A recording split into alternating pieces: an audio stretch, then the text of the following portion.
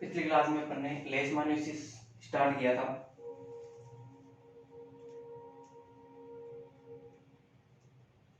लेशमानियोसिस start किया था जो डॉग के और ह्यूमन के अंदर होता है। इसके अपने क्लिनिकल साइन इसके देख लिए थे। दो प्रकार की फॉर्म मैंने बताई थी, क्यूटेनियस लेशमानियोसिस और विसरल लेशमानियोसिस। दोनों के अपन ने देख लिए थे। क्यूटेनियस लेशमानियोसिस में त्वचा के स्थानों के ऊपर कुछ स्थानों के ऊपर घाव बन जाते हैं जिनको ओरिएंटल सोर्स कहा जाता है। ये आपको ध्यान रखना है। ओरिएंटल सोर्स किस में दिखाई देते हैं? क्यूटेनियस लेशमानियोसिस में। विसरल लेशमानियोसिस को काला जार या डमडम फीवर जो रोग है वो मनुष्य के अंदर उत्पन्न किया जाता है। किसके द्वारा? विसरल लेशमानियोसिस के द्वारा।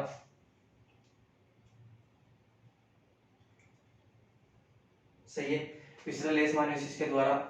या इसके अलावा विसरल ऑर्गन जो होते हैं शरीर के, और इसके बाद इसके साथ संपूर्ण त्वचा के ऊपर इसके लक्षण देखने को मिलते हैं।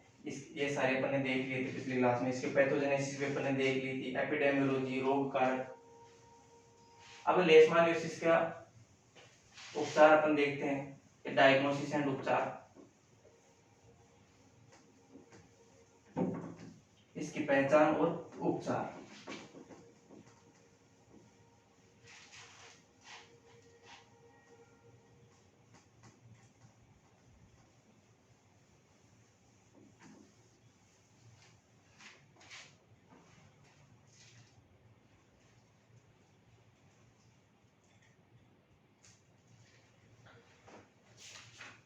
डायग्नोसिस,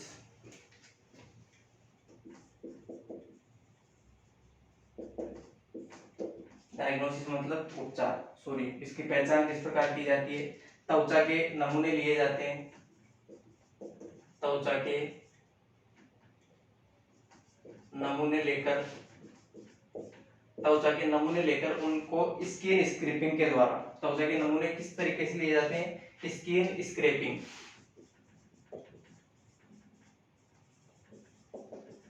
स्किन स्क्रैपिंग मतलब एक नाइफ जैसी कोई चीज लेके स्किन के ऊपर जहां घाव है उसकी स्किन को ऐसे रगड़ के उतारा जाता है, और उसको उतार के बाद में लेबोरेटरीज के अंदर ले जाके उसका परीक्षण किया जाता है, और उसके आधार पर पता कर लिया जाता है कि कौन सा इसके अंदर डिजीज है। सही है। इसके अलावा इनडायरेक्ट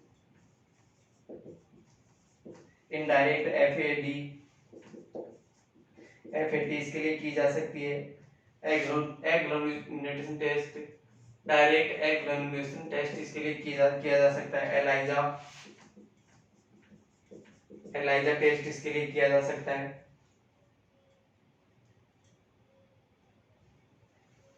और एलाइजा के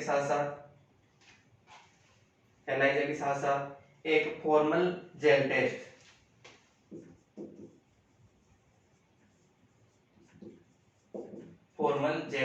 भी इसके लिए किया जा सकता है। ये तो उसके इसका डायग्नोसिस। नेक्स्ट है ट्रीटमेंट।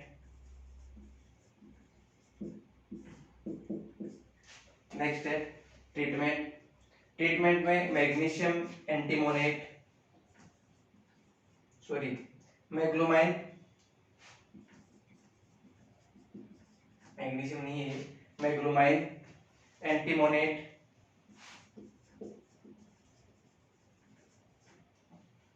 इसको दिया जाता है आईएम। क्या दिया जाता है इसको? आईएम दिया जाता है।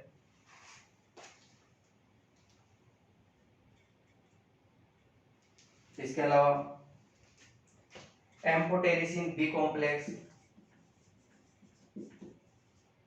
एम्फोटेरिसिन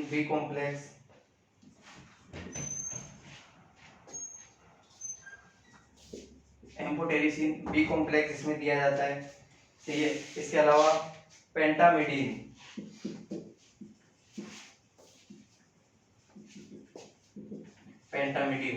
तीन प्रकार की जो ड्रग्स है वो इसमें लेशमानियोसिस में मुख्यतः काम में ली जाती है। मैग्लोमाइन एंटीमोनेट जिसको इंट्रामस्कुलर दिया जाता है, एम्फोटेरिसिन बी कॉम्प्लेक्स यहाँ पे दिया जाता है, और पेंटामिडीन भी दिया जाता है। ये तीन प्रकार की ड्रग्स होगी। रोकथाम और नियंत्रण।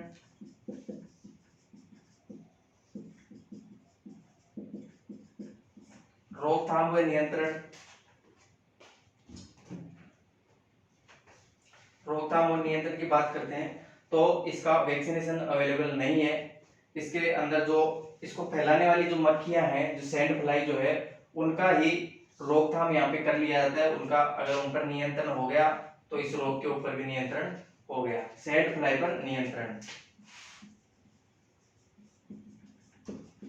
सैंड फ्लाई पर नियंत्रण, सैंड फ्लाई पर नियंत्रण किया जाता है। नियंत्रण करके इस रोग के ऊपर भी नियंत्रण पाया जा सकता है।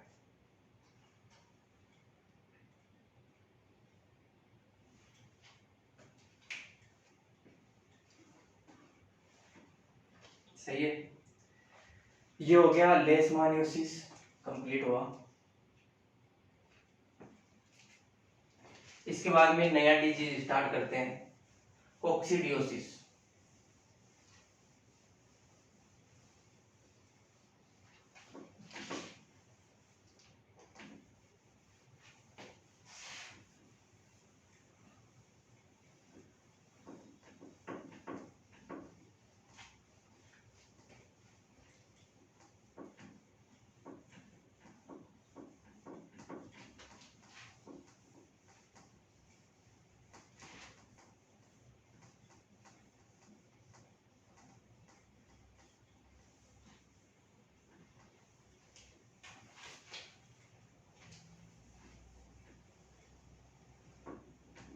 अगला रोग है अपने कोक्सीडियोसिस।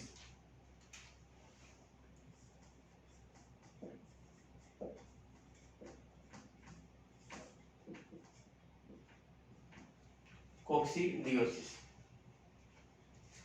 यह एक प्रोटोजोआ जनित रोग है जो लगभग सभी प्रकार के पशुओं में होता है। लगभग सभी पशुओं में होता है, लगभग सभी प्रकार के पशुओं में होता है। और यंग पशु जो होते हैं, यंग पशु जो कम उम्र के पशु होते हैं, उनमें सबसे ज्यादा होता है। कोक्सीडियोसिस जो है वो कम उम्र के पशुओं में सबसे ज्यादा होता है।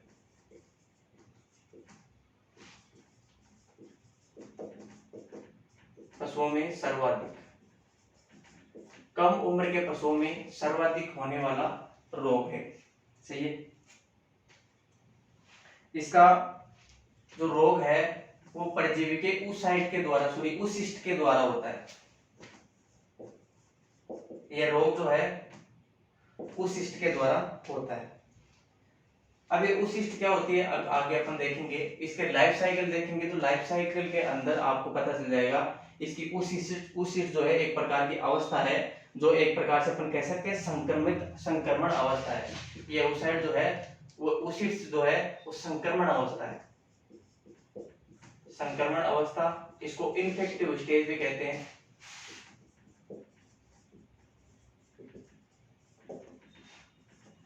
इन्फेक्टिव स्टेज भी इसको कहा जाता है। क्या कहा जाता है? इन्फेक्टिव स्टेज, क्योंकि उस शिष्ट की जो अवस्था है, उस शिष्ट अवस्था है वही, या ये स्टेज जो है यही रोग पशु के अंदर रोग को संक्रमित करने में या रोग उत्पन्न करने के लिए उत्तरदायी होती है। सही है। मुख्य लक्षण,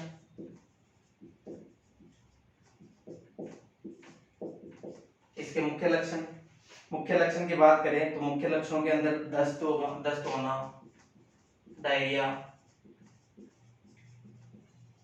सही है, डिसेंट्री, इसको पेचिस बोला जाता है हिंदी में, पेचिस, डिसेंट्री,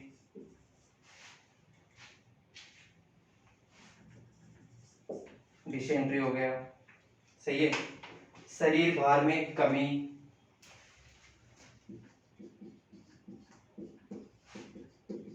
शरीर भार में कमी, शरीर के भार में कमी आना। इसके अलावा मृत्यु, डेथ, ये इसके क्या है? मुख्य लक्षण है। दस्त होना, पेचिस होना, शरीर के भार में कमी, मृत्यु, ये है, ये इसके मुख्य लक्षण है। किसके? कोक्सीडियोसिस के। इसके रोग कारक की बात करते हैं तो रोग कारक, दो प्रकार के रोग कारक हैं इसके, तो कोक्सीडियोसिस उत्पन्न कर सकते हैं।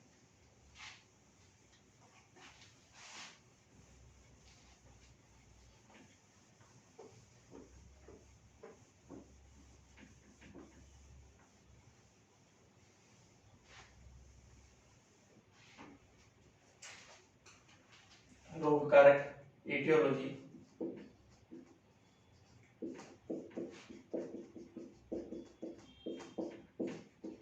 रोग कारक। रोग कारक जो है एटियोलॉजी एक प्रकार का प्रोटोजोआ है जो आइमेरिया स्पीसीज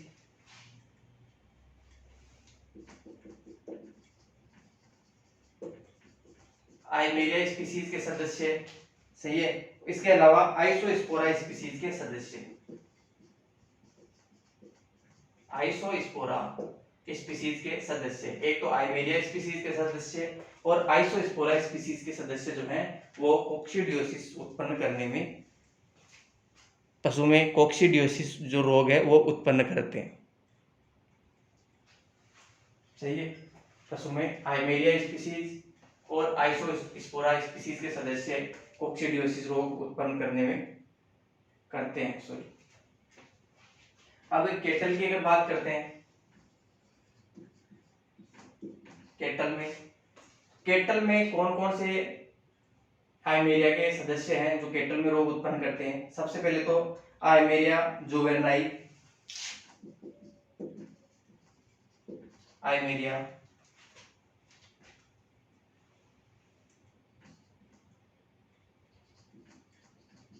जुवेनाई, सही है, ये एक पहला सदस्य हो गया। दूसरा सदस्य आइमेरिया बोविस, आइमेरिया बोविस हो गया। तीसरा सदस्य आइमेरिया एलिप्सो इडेलिस, आइमेरिया एलिप्सो इडेलिस, आइमेरिया एलिप्सो इडेलिस। ये तीन प्रकार के आइमेरिया के सदस्य हैं जो, सॉरी, इसके अलावा एक सदस्य और है आइमेरिया एलाविमेंसिस,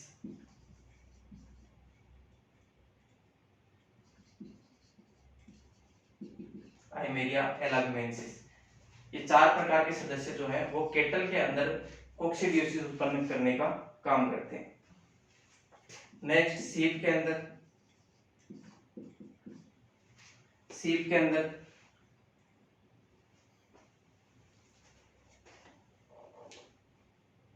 सीप की बात करते हैं तो सीप में आइमेरिया अर्लोइंगी, आइमेरिया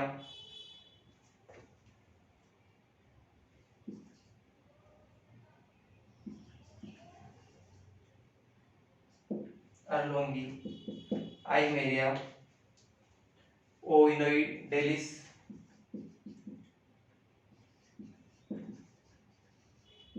ओविनोइडेलिस।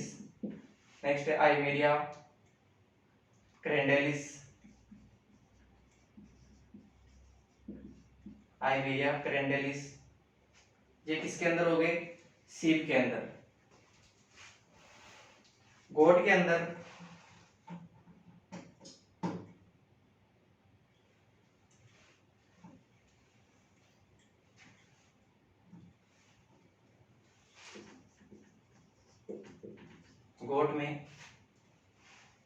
गोट में कौन कौन से सदस्य हैं? बकरी में आइमेरिया अर्लोइगी,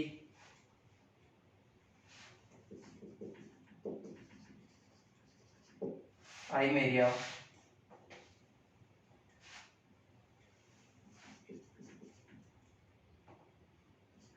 अर्लोइगी, सही है।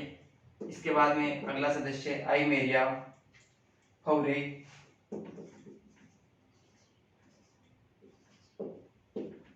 नेक्स्ट है आइमेरिया कैप्रोविना, आइमेरिया कैप्रोविना,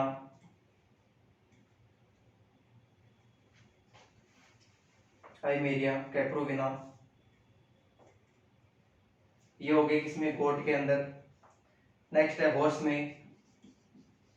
हॉर्स में एक ही सदस्य है आइमेरिया ल्यूकार्टी, आइमेरिया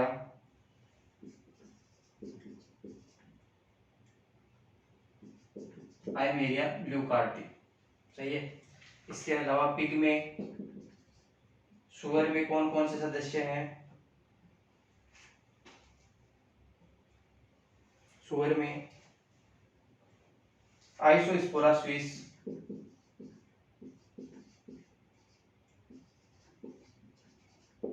आइसोस्पोरा स्विस, इसके अलावा आइमेरिया,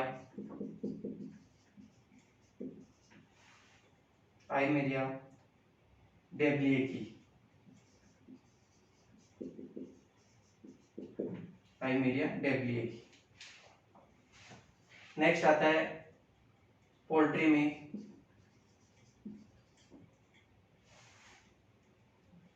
पोल्ट्री में भी ये रोग उत्पन्न कर सकता है। मैंने बताया लगभग सभी प्रकार के जीवों के अंदर ये रोग उत्पन्न कर सकता है, जिसके अंदर पोल्ट्री भी आती है। पोल्ट्री में आइमेरिया टेनेला, आइमेरिया टेनेला, आइमेरिया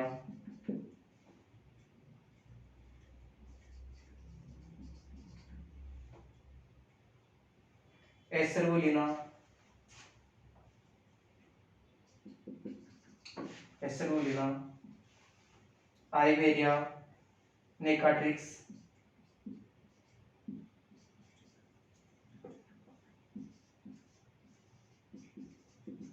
आइमेरिया नेकाट्रिक्स। नेक्स्ट है आइमेरिया माइटिस, आइमेरिया माइटिस। अगला सदस्य है आइमेरिया ब्रुंटाई,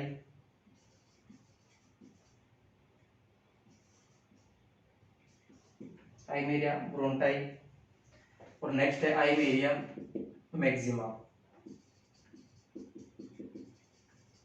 आइमेरिया मैक्सिमा। ये सदस्य हैं जो अलग अलग जीवों के अंदर रोग उत्पन्न करते हैं। ये होगी इसकी एटियोलॉजी। वैज्ञानिक नामों के नीचे हमेशा लाइन खींची जाती है। ये चीज आपको नोमेनक्लेचर में शायद बताया होगा।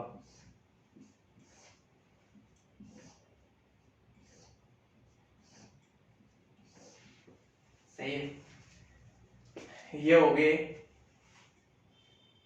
इसकी एटियोलॉजी। जो आइमेरिया के सदस्य और आइसोस्पोरा का केवल एक ही सदस्य है जो पिग के अंदर उत्पन्न करता है। इसके अलावा आइसोस्पोरा जो है वो केटल के अंदर भी कर सकता है, लेकिन केटल के अंदर सबसे ज्यादा आइसोस्पोरा केटल में भी कर सकता है, लेकिन केटल में, शीप में, गोट में, इनमें जो है आइमेरिया जो स्पीसीज है वो सबसे ज्यादा इनको संक्रमित करती है। कौन सी स्पीसीज? आइमेरिया स्पीसीज।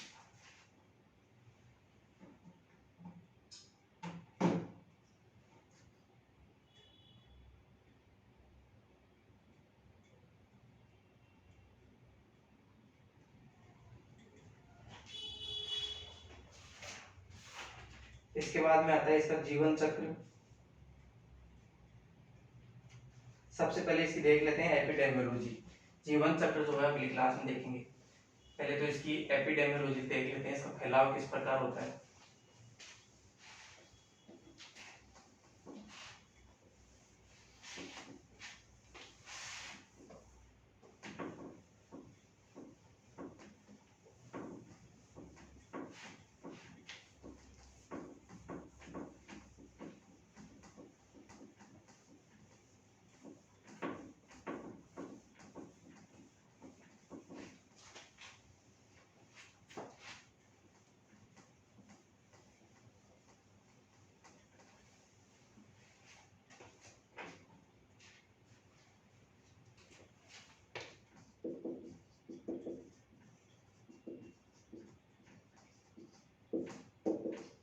एपिडेमियोलॉजी, इसका फैलाव किस प्रकार होता है। विश्वव्यापी रोग है, पूरे विश्व में पाया जाता है ये रोग, विश्वव्यापी। चाहिए रोग कारक जो है विशिष्ट मेजबान को ही संक्रमित करता है। इसके अंदर कोई इसको फैलाने वाली कोई, ना तो कोई टिक्स होती है, ना इसको फैलाने वाली कोई चिचड़े होते हैं, ना कोई किसी प्रकार की मक्खी होती है, कुछ नहीं होता इसमें। ये जो रोग है कोक्सीडिया, ये केवल एक होस्ट में ही पाया जाता है। और इसका संक्रमण किस प्रकार होता है। संक्रमण जैसे होता है कि जो पशु संक्रमित पशु है, संक्रमित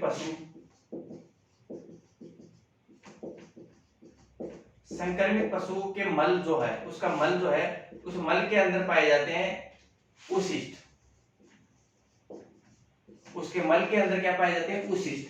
और जब कोई स्वस्थ पशु के किसी भोजन के द्वारा या किसी संक्रमित पानी के द्वारा या किसी और वजह से अगर इस उसाइड को अपने शरीर में ले लेता है, जैसे कि किसी भोजन के संपर्क में अगर ये संक्रमित पशु का मल आ जाता है जिसके अंदर उशिष्ट उपस्थित है, सही है, उसके पशु के संपर्क में आ जाता है या उसके खाने के संपर्क में, उसके पानी के संपर्क में अगर ये आता है, तो ये उशिष्ट जो होती है वो आहार नाल में चली जाती है और आहार नाल में जाने के बाद ही ये संक्रमण उत्पन्न करती है। ये जो उशिष्ट जो है, ये आहार नाल जो है, पाचन तंत्र उसी को सबसे ज्यादा प्रभावित करती है, डाइजेस्टिव सिस्टम को ही सबसे ज्यादा प्रभावित करती है। तो ये चीज आपको ध्यान रखनी है। इसका संक्रमण जो होता है किसके द्वारा होता है? संक्रमित पशु के मल में पाई जाने वाली उशिष्ट के द्वारा। किसके द्वारा? उशिष्ट के द्वारा। यह जो है केटल, यह रोग केटल व सीप को सबसे ज्यादा प्रभावित करता है। केटल व सीप को सबसे ज्यादा प्रभावित करता है और इनके भी यंग जो एनिमल है, छोटे पशु जो होते हैं, छोटे बच्चे, उनको ये संक्रमित करता है। छोटे बच्चों को ही अधिक रोग या घातक रोग पैदा करता है। इन्हीं के अंदर ये रोग जो है घातक होता है, सही है। इसके अलावा संक्रमित पशु अगर चारागाह में चरने जाता है, वहां पे जाहिर सी बात है मल त्याग करेगा, मल त्याग करने के बाद उसको कोई स्वस्थ पशु खाएगा तो इसका संक्रमण हो सकता है। खाद्य पदार्थों से, खाने पीने की सामानों से या पानी से इसका संक्रमण हो सकता है। सुअर के अंदर, पिग के अंदर,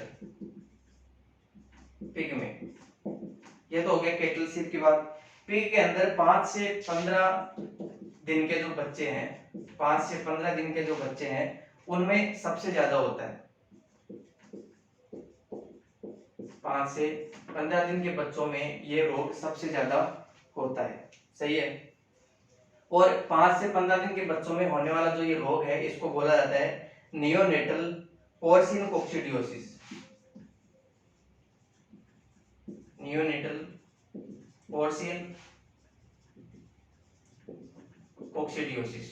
नियोनेटल का मतलब होता है जो बच्चे होते हैं, 5 से 15 दिन के बच्चे को नियोनेटल बोला जाता है। पोर्सिन मतलब पिग और कोक्सीडियोसिस रोग का नाम हो गया, इसलिए इसका नाम पड़ा। बच्चों में होने वाला, सुअर के बच्चों में होने वाला रोग नियोनेटल पोर्सिन कोक्सीडियोसिस, सही है।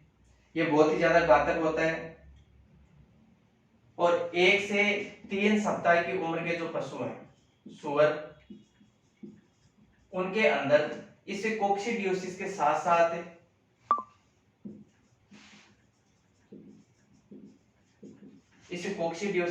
साथ एक रोग और है, रोटा वायरस। एक वायरस और है, रोटा वायरस। इसका संक्रमण भी हो जाता है और इन दोनों का जो मिला जुला संक्रमण है उसको क्या कहा जाता है? उसको मिल्क सोर कहा जाता है। उसको क्या कहा जाता है? मिल्क सोर कहा जाता है। इसके अलावा व्हाइट सोर इसको कहा जाता है। इसके अलावा 3 वीक डायरिया, 3 वीक डायरिया कहा जाता है। मतलब कोक्सीडियोसिस के साथ साथ रोटा वायरस का संक्रमण भी हो जाता है।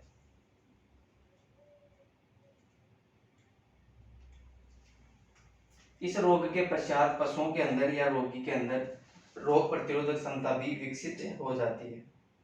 क्या हो जाती है? रोग प्रतिरोधक क्षमता भी विकसित हो जाती है।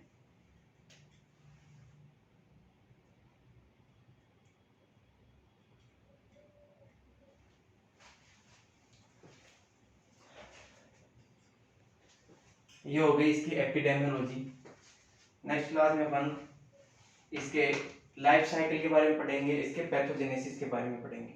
लाइफ साइकिल, पैथोजेनेसिस, इसके क्लिनिकल साइन, सही है। इसके साथ साथ इसका डायग्नोसिस और डिफरेंशियल डायग्नोसिस भी देखेंगे और इसके बाद में ट्रीटमेंट और रोकथाम और नियंत्रण और ये जो है प्रोटोजोआ जनित रोगों में सबसे लास्ट डिजीज है कोक्सीडियोसिस। इसके बाद में नए डिजीज स्टार्ट होंगे।